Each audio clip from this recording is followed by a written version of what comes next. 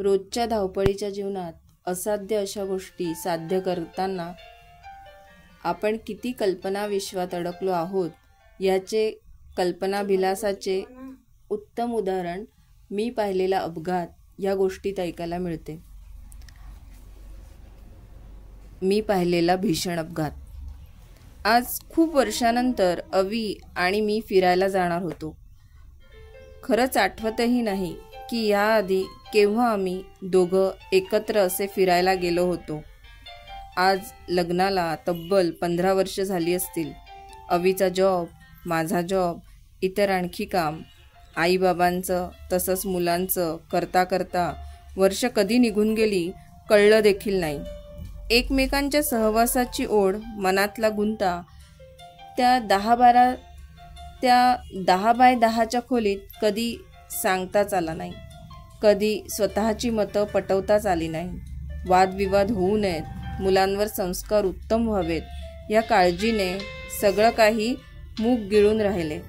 खूप काही अविशी बोलायचं असतं, मात्र रात्री काम आटपल्यावर डोळ्यांवर झापड कधी येते समजतही नाही. शरीर एखाद्या यंत्राप्रमाणे दिवसभर काम करीत असतं. विचारांचं चक्र मात्र सतत चालूच असतं. महिन्याचा खर्च काढता काढता नाकी नऊ येतं. अखेरचा बजेट जुळवताना खूपच त्रस्त व्हायला होतं. त्यात कुठे बाहेर जाण्याचा विषय कसा काय निघणार? 4 दिवसांपूर्वी अवीला नोकरीमध्ये प्रमोशन मिळालंय. त्याच्या खांद्यावर नेहमीपेक्षा जबाबदारी वाढली आहे. मात्र कंपनीच्या स्टाफने एकत्र येऊन आणि त्याची खरोखरच गरज ओळखून त्याला कुलू मनालीची विमानाची 2 तिकीटं गिफ्ट म्हणून दिली आहेत आणि रिलॅक्स होऊन पुन्हा जोमाने काम कर म्हणून सांगितलंय. तसा तो खुशीत आला होता. आल्या आल्या आईबाबांच्या पाया पडला. दोन्ही मुलांना कुरवाळलं. लांबूनच मला डोळ्यात साठवत होता. खूप खुश होता. तिकीटं दाखवत मनातून सुखावत होता. सांगत होता, तुला मान्य असेल तरच जाऊया, नाहीतरी मुलांचा प्रश्नच आहे. त्यावर पटकन आई म्हणाल्या, 4 दिवसांचा तर प्रश्न आहे, आम्ही कशासाठी आहोत? मी पाहीन मुलांना. हे सोडतील शाळेत त्यांना. तुम्ही अगदी बिनधास्तपणे जा. कोणतीही काळजी शंका मनात न ठेवता अगदी चांगला प्रवास करा. मी मात्र थोडं खट्टू होऊनच विचारलं, मात्र महिन्याचा बजेट? त्यावर अवीने एक छान स्माईल दिलं आणि म्हटलं, बाईसाहेब, तोही खर्च दिलेला आहे. खरेदीसाठी सुद्धा एक्स्ट्रा पेमेंट खात्यावर टाकलेलं आहे. माझ्या चेहऱ्यावरचं बिनचिंतेचं हसू पाहून तो सुखावलाच असेल. घरच्यांचा निरोप घेऊन शेजाऱ्यांना, मुलांवर, आईबाबांवर लक्ष ठेवायला सांगून आम्ही आज प्रवासासाठी निघतोय. मी खूप भावनाविभोर होते. अशातला भाग नाही. मात्र आज आणि आजपासून 4-5 दिवस फक्त मी आणि अवी असणार आहोत.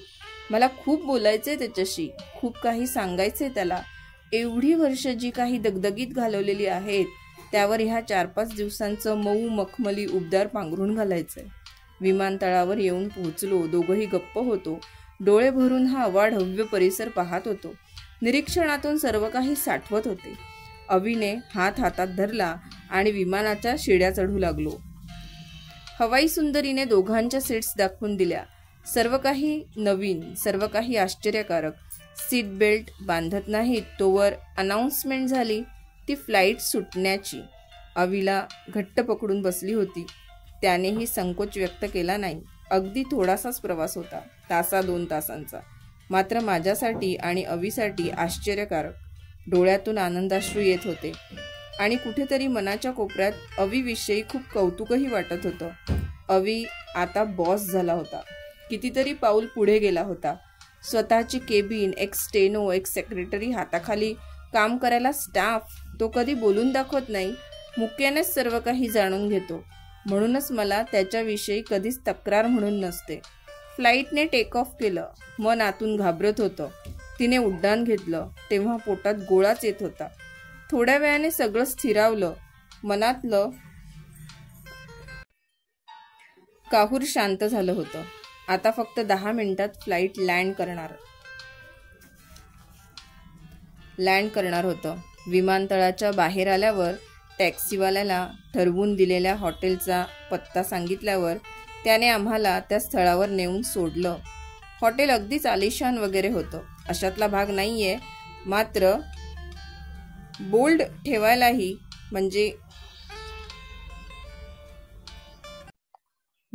बोट ठेवायलाही कुठे जागा नव्हती.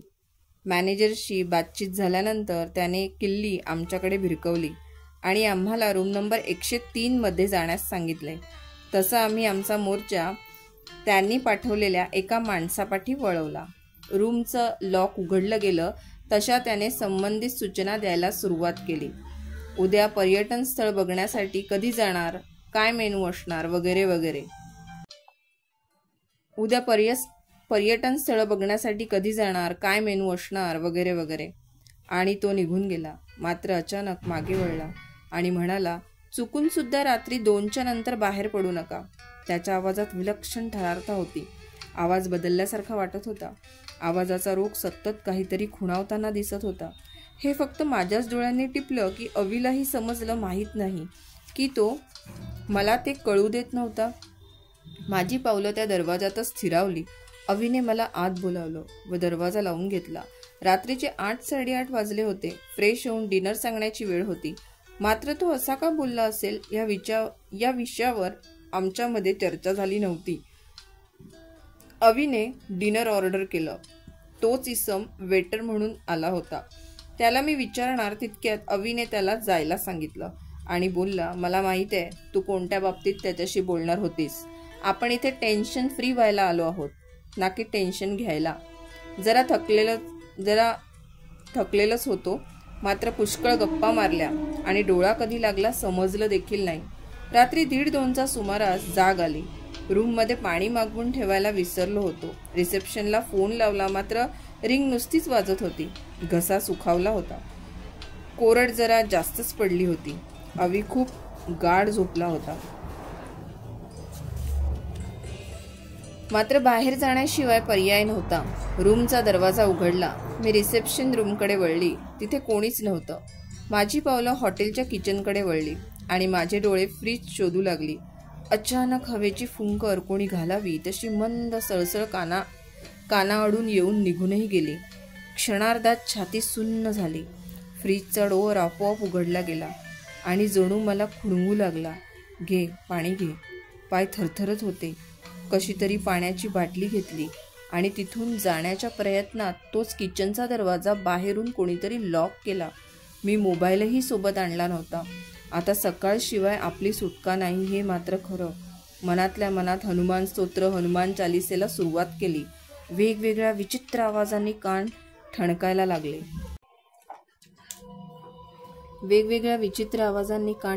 लागले.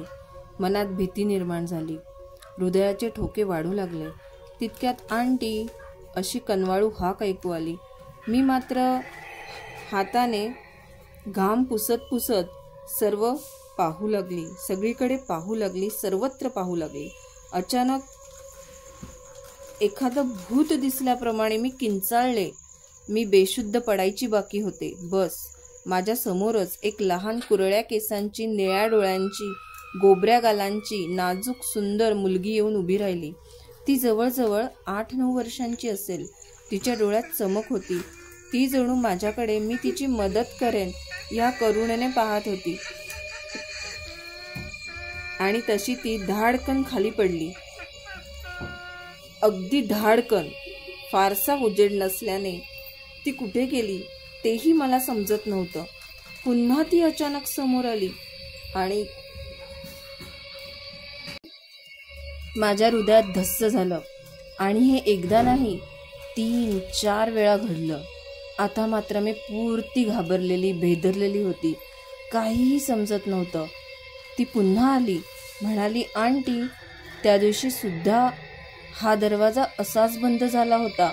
मी खूप प्रयत्न केले, खूप आवाज दिला. बाहेरच्यांना ती मुलगी बोलत होती. मात्र कोणीही मला सोडवायला आलं नाही. मी त्यावर बोलली, बाळ, त्यांना ऐकायला गेलं नसेल. तिने प्रत्युत्तर केलं, कोंडून ज्यांना ठेवतात त्यांना थोडीच न कोणी त्यांचा आवाज थोडी न कोणी ऐकतात. माझी चूक एवढीच होती की मी माझ्या सावत्र आईच्या विरोधात बाबांकडे तक्रार केली तर तिने मला इकडे कोंडून ठेवलं. मी म्हणाले, तू घाबरू नकोस, मी आहे ना तुझ्यासोबत. आपण दोघी गप्पा मारू आणि उद्या दरवाजा उघडल्यावर दोघीही बाहेर पडू. त्यावर ती अतिशय भयानक हसली. मी तिला इतकं भयानक की ते क्रूर वाटायला लागलं. मी तिला तिच्या हसण्याचं कारण थोडं लांब होऊन आणि घाबरून विचारलं. त्यावर ती म्हणाली, मी इथेच राहते, माझं असं आता कोणी नाही. मी गेले 12 वर्ष इथे बंद आहे. प्रत्येकाला माझ्या मनातलं सांगू पाहते, मात्र कोणालाच माझी हाक ऐकू येत नाही. आज इतक्या वर्षांनी तू माझी हाक ऐकलीस, तू मला पाहू शकतेस. असं म्हणता म्हणता तिची सावली अचानक मोठी होऊ लागली. तिचे सुळे लांब झाले, डोळ्यातून रक्ताच्या धारा वाहू लागल्या. कान वाजवीपेक्षा जास्त मोठे झाले, नखांची लांबी वाढून ती काळपट झाली आणि ती अगदी क्रूर हसू लागली. मला दरदरून घाम फुटला. मी अवी अवी म्हणून ओरडू लागले, मात्र तिचं हसू थांबेना, तिचं क्रूर हसू थांबेना. शेवटी मी तिला विचारलं, तुला काय हवंय?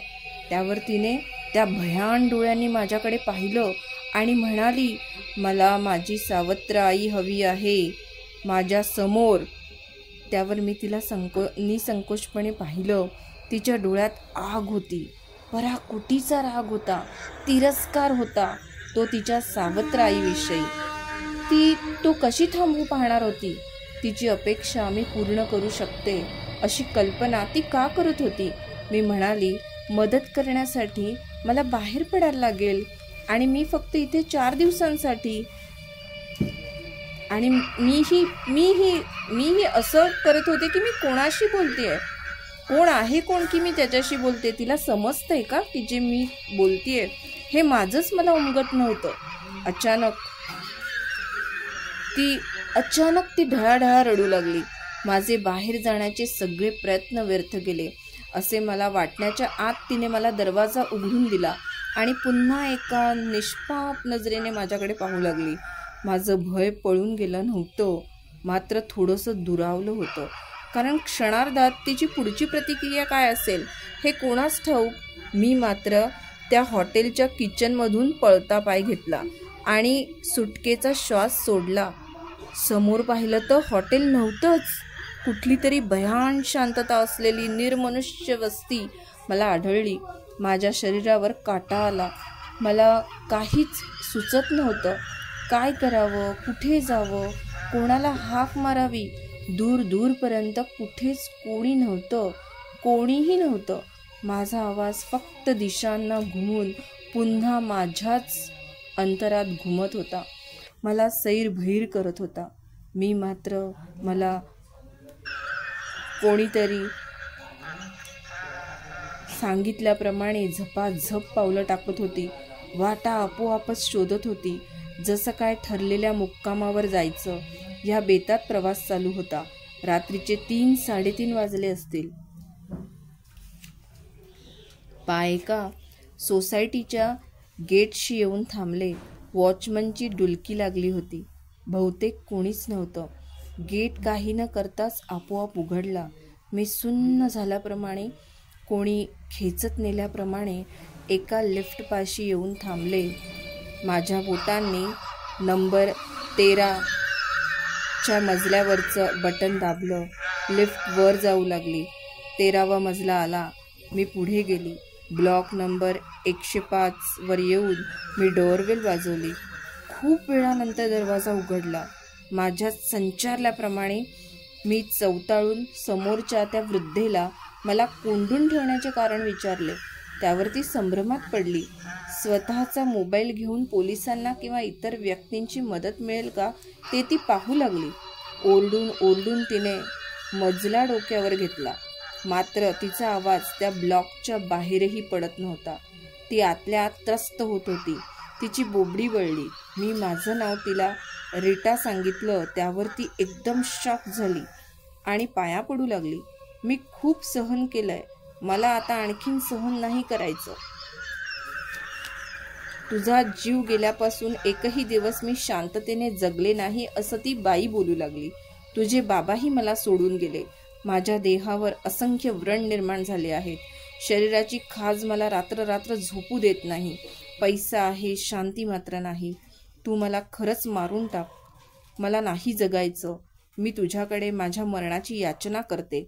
त्यावर मी शांतपणे हसली. पण ते माझं हसणं म्हणजे अगदी विचित्र होतं. आणि तुझी शिक्षा तू भोगणार आणि त्याहीपेक्षा तुझं जीवन असह्य होणार. ह्यापेक्षा वाईट शिक्षा असूच शकत नाही. आता मी क्षणार्धात हॉटेलच्या पायऱ्या चढत होती. असं म्हणून मी तिथून निघून गेली. मी हॉटेलच्या पायऱ्या चढतच होती. घामाघूम झालेल्या मला अवीने गदगदून उठवलं. तोंडावर पाणी मारलं. मी जागी झाले. खरोखर हे स्वप्न होतं की मी खरंच तिथे जाऊन आली होती. मी अवीला चिमटा काढायला सांगितलं. त्याने कडकडून चिमटा काढला आणि क्षणार्धात मी किंचाळले. हो, खरंच ते एक स्वप्न होतं हे आता माझ्या मनाने मान्य केलं. आमची पर्यटनाला जाण्याची तयारी पुन्हा सुरू झाली. आम्ही आम्हाला लागेल एवढेच गरजेचं सामान घेऊन पर्यटनाची मजा घ्यायला निघून गेलो. खूप फिरलो, खूप काही पाहिलं, खूप काही शिकलोही. सततच्या दगदगीतून ही दगदग हवीहवीशी वाटत होती. मन शांत करत होती. नाश्ता आणि नंतर मग लंच अशी पोटापाण्याची सोय योग्य झाल्यावर मग फिरण्याची मजा काही औरच. संध्याकाळ झाली होती. बसेस हॉटेलकडे वळल्या. काही काळ बसमध्ये निशब्द शांतता होती. सगळेच थकले होते. आता हॉटेलमध्ये गेल्यावर डिनर केल्यावर झोपते कधी असं झालं होतं. मनात विचारांचं चक्र चालूच होतं.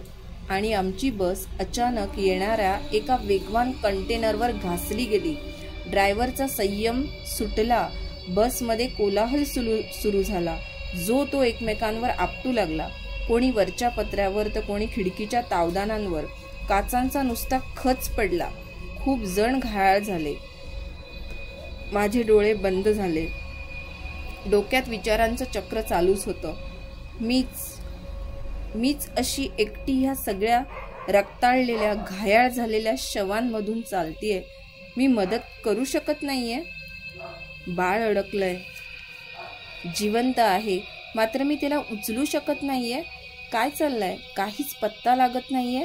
लोकांचा जमाव निर्माण झाला आहे. पोलीस आलेले आहेत, रिपोर्टर्स आलेले आहेत. कोणीच वाचू नये. आता मात्र सगळे एक एक करत उठत होते. त्यांची शरीरं मात्र तिथेच घायाळ अवस्थेत. माझा अवी कुठे आहे? तो आता माझ्याबरोबर नसावा हाच दिलासा. आणि नसावाच तो माझ्याबरोबर. तो का माझ्यासारखा असावा? मी स्वतःला देऊ पाहत होती. असा दिलासा मी स्वतःला देऊ पाहत होती. नेहमी माझ्यासोबत मला हवा असणारा अवी आता मात्र मला माझ्यासोबत नको हवा होता. सगळ्या शांतता लाथाडून, सगळ्या शवांना लाथाडून मी फक्त अवीचा शोध घेत होती. आणि तो मला दिसत नव्हता. जंग पछाडलं आणि तो मला तुटलेल्या सीटच्या खाली 2-3 शवांच्या पांघरुणात निश्चित पडलेला आढळला. मी जोरजोरात हाका मारत होती, मात्र त्याची कोणतीही हालचाल नव्हती. मी ते शव ढकलू पाहत होती. मी ते 2 शव ढकलू पाहत होती की त्याच्या खाली माझा अवी होता. मात्र मला पकड ती कुठून येणार? त्याने थोडी हालचाल दाखवली. मी काय करू असा विचार यायच्या आत एका पोलिसाने त्याला पाहिलं आणि तो शवांचा ढीक इतरांकडून मोकळा करत अवीला ॲम्ब्युलन्समध्ये नेलं. मी वाऱ्यासारखी त्यांच्या पाठोपाठ जाऊ लागली. अवीला ऑक्सिजन मास्क चढवण्यात आला. पटापट फोन करण्यात आले. मुख्य म्हणजे ट्रॅव्हल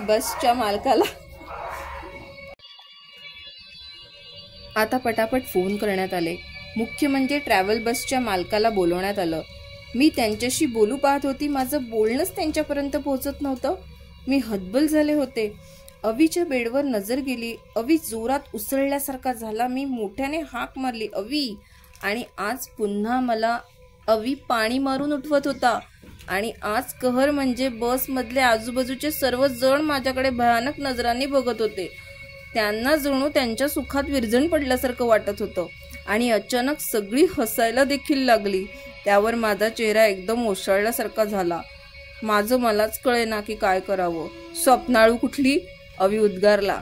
मी मात्र छोटीशी स्माईल दिली. हॉटेलवर जाऊन उद्याच्या सामानाची बांधाबांध करायची होती ना. हॉटेलवर गेल्यावर मी न राहून त्या इस्माला प्रश्न विचारला, ज्याने मला रात्री बाहेर न येण्यास सांगितलं होतं. मी विचारलं, तुम्ही मला त्या दिवशी रात्री बाहेर पडू नका असं का म्हणालात?